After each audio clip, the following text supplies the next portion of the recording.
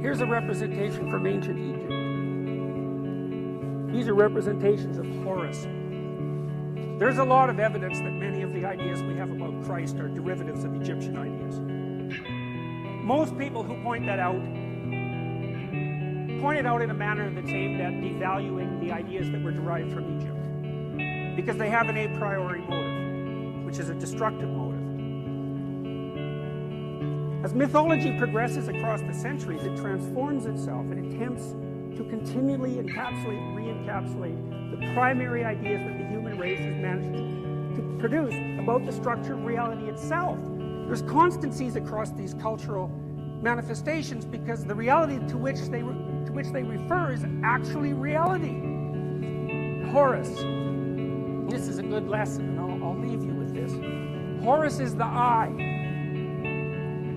The I is not the intellect. The intellect is the thing that forces everything into a pre-existing structure. And it crunches reality to do that. It warps it and twists it. And it makes people ideological and rigid.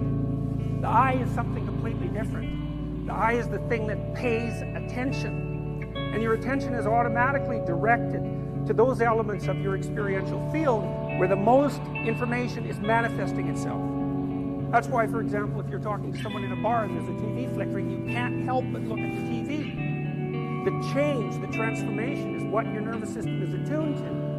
And the theory is that if you're a follower of Horus, who's the I and the falcon, as falcons can see and they fly above everything else, if you're a follower of Horus, you pay attention. When you pay attention, you absorb information. When you absorb information, you continually transform yourself. And that keeps you on top of an ever-shifting reality. Doing that is meaningful, and that's what stops you from becoming bitter and cruel.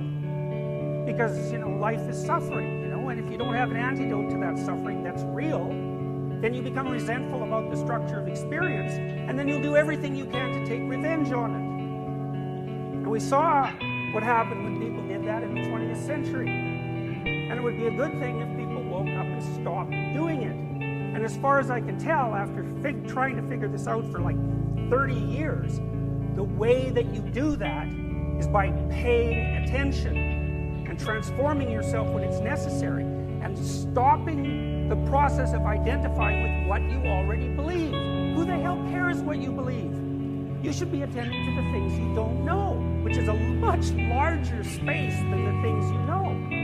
And then you should be construing yourself not as the inhabitant of a sterile and static and already completed structure, but as the thing that lives on the edge of that, that's constantly building and rebuilding it.